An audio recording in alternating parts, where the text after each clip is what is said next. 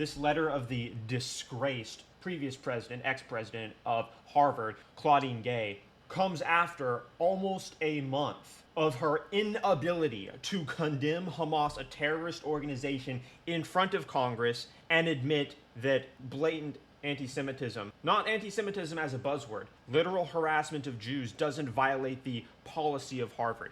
This disgraced diversity LGBTQ hire, incompetent woman. She's it's clear that she's unable to think and was clearly a diversity hire. At no point in this letter, this resignation letter, which I'm going to analyze, does she admit wrongdoing? Does she acknowledge objective morality in any way? It doesn't even reference her testifying before Congress. I made a video analyzing that entire situation, the testimony of MIT, Harvard, and Penn.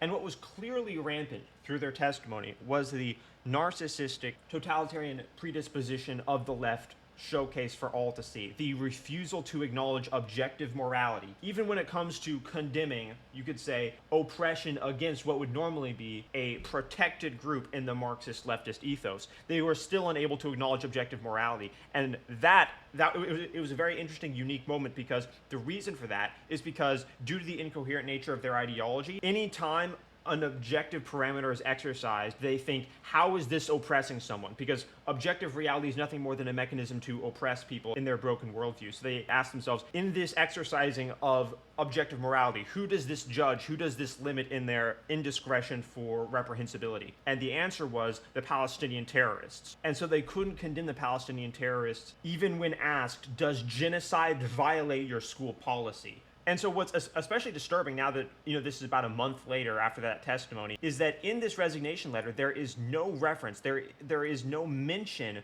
of the testifying before Congress, and there you see the indignation, the narcissism. They don't want to admit that they were judged when they ironically refused to acknowledge the fact that objective morality was judging the discrimination and anti-Semitism on their campus. There is no reference to them being held accountable. There is no reference to even anti-Semitism here.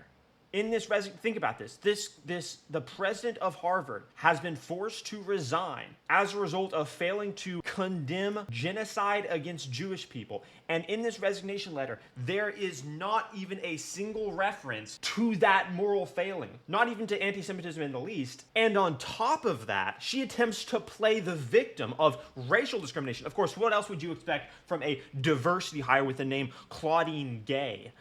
But still, it's a complete disgrace, and it's absolutely insane how this type of human could make it into the annals of an institution like Harvard. Unfortunately, the world is waking up to the fact that most institutions, even of higher learning, have been corrupted and co-opted by the forces of degenerate leftism. It is with a heavy heart but a deep love for Harvard that I write to share that I will be stepping down as president.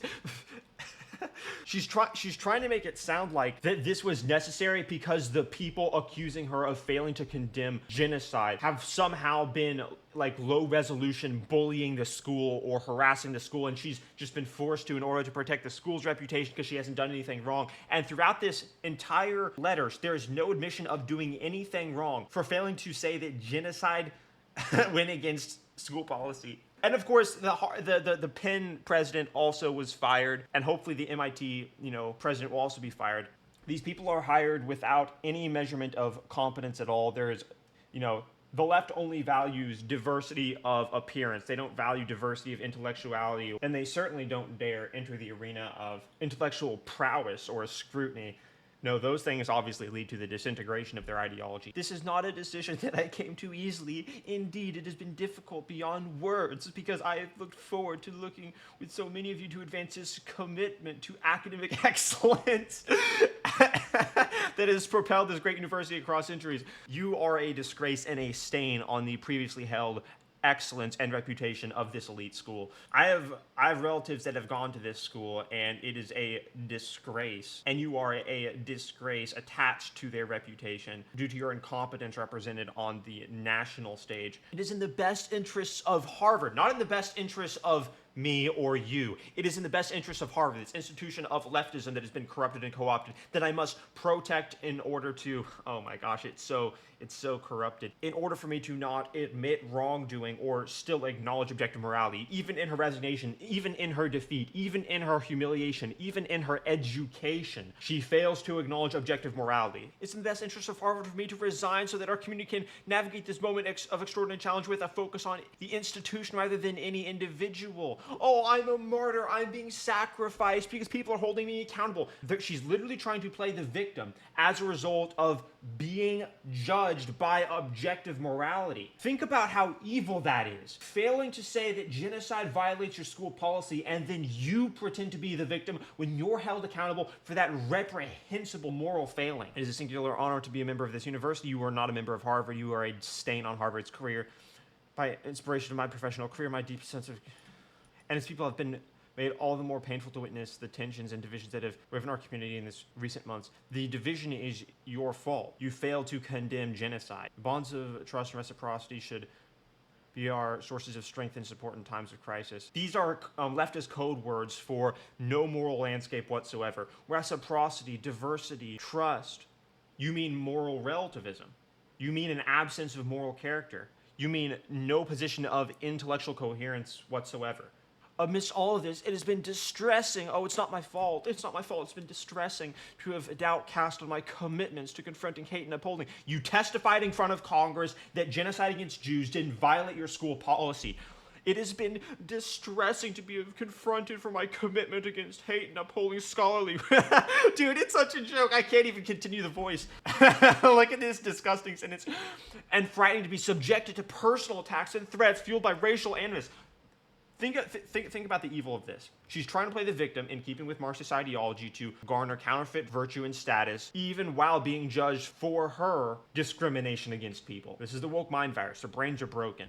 I believe in the people of Harvard to continue on with my discrimination against Jews in my absence, to see the possibility and promise of a better future. These last weeks have been made clear the work needs to be done to build a future and combat bias, hate in all forms. Again, hate in all forms. There is still no acknowledgement of your failure. There is still no acknowledgement of the failure on the Harvard campus to protect Jewish students. The Jewish students aren't harassing Middle Easterns. In fact, there are videos on the internet of deranged, insane, low IQ people. I don't even know how they got into Harvard, probably through diversity, of course, where they interrupt classes. This was going on at MIT too, where I also have relatives, and they barge into classes, interrupt the professor, and just start spewing propaganda and anti-Israeli sentiment. It's completely bonkers that it's allowed, but it's because of this anti-intellectualism that is being propagated at the hands of the woke mind virus. Marxism requires people to disconnect from any apparatus of objectivity, whether that be morality or intellectual. There's no reason, there's no rationality, there's no logic, there's no coherence or thought process. There is only adherence to the victimhood cult of the Marxist ideology, which gifts them counterfeit moral virtue and status because they actually haven't done anything. And the reason why they find that necessary is because they're nihilistic. They don't believe in the individual. They don't believe in actually creating merit. There's none of that. So I believe we have it within all of us, so we need to heal from this period of tension. Okay, the way we heal is by, using objective morality and also firing you, which is what's happening here. I hope we can emerge stronger. We're going to emerge stronger once you're gone. I had hoped with all of my heart that to lead this journey. Well, how would you expect to do that if you're failing to condemn genocide? As I now return to the faculty and to the scholar... What? Wait. She's returning to the faculty? She's not even leaving Harvard? As I now return to the faculty and to... Of course they couldn't even fire her because her name is Claudine Gay and she was hired for diversity. They couldn't even exercise that level of moral courage. That's pathetic. That's pathetic. I mean, she is being removed from her current job, but Harvard should distance themselves with her. And the fact that she's still employed by them is a stain on the reputation forever. Of course, this was inevitable in terms of the reputation falling, so it's not like if they didn't do this, then things would be okay. But the lifeblood of what we do, I pledge to continue to work alongside you to build the community we all deserve. These are code words for Marxism. Or I'm going to continue to stay dedicated to the Marxist woke mind virus, even though I'm being morally judged because I refuse to acknowledge how I'm wrong. When I became president, I considered myself particularly blessed for the opportunity to serve people because I was black and I had the last name of Gay, and went to gender studies and that sort of thing. Around the world, saw my president as a Harvard. They confirmed their sense of belonging, their sense of Harvard welcomes people of talent and promise. No, you have turned to diversity hires and diversity scholarships, and admissions. Tried getting into Harvard as a white man. It's impossible. To all of you, please know that those doors remain open and Harvard will be stronger and better. Welcome a new year, new semester. I hope we can all look forward to brighter days. Keep in mind that even in front of Congress, basically the ultimate authority, at least institutionally, that you could be called in front of. Harvard thinks that they are the ultimate institution, but they were called in front of Congress. The people that make laws and run the country and by extension also run the world, let's be honest. And they forced her to say, I don't condemn Jewish genocide. That's what they forced her to do. They humiliated her under the accountability of objective morality. That's why she can't admit wrongdoing. It's like asking a leftist an obvious question with a right or wrong answer, and then they just squirm and fail to answer, because if they answer the question objectively, then they're not just answering the question, they are invalidating the entire way their ideology commands people to operate. A simple, easy example would be, what is a woman? You can ask an indoctrinated leftist that went to Yale but studied gender studies, what is a woman? And the answer is an adult human female. But you can ask them for 2 hours in a row. For 2 hours in a row, you can ask them a question that a second grader could easily answer, and they will fail to answer, because answering doesn't just give the literal answer of it is an adult human female. It gives the answer of I just engaged in an objective framework to give an answer acknowledging that truth exists and objectivity rules the world. That is untenable to me. That is why they can't answer the question. That's why even here, even in defeat, she's refusing to acknowledge that she was wrong. There is no admission throughout this entire resignation letter that she was wrong at all. Only the suggestion that she was somehow victimized by people holding her accountable for her disgusting lack of humanity. That, of course, being the adherence to Marxism and leftist ideology. I trust we will all find ways in this time of intense challenge. What is the intense challenge? It is anti-Semitism. It is the failure to acknowledge. Dude, if Harvard just had a mass assembly in their auditorium saying, we will not tolerate discrimination against Jewish people, and if you are found intimidating Jewish students, you will be expelled, then all of this would stop instantly. So they're not interested in facing the challenge of discrimination.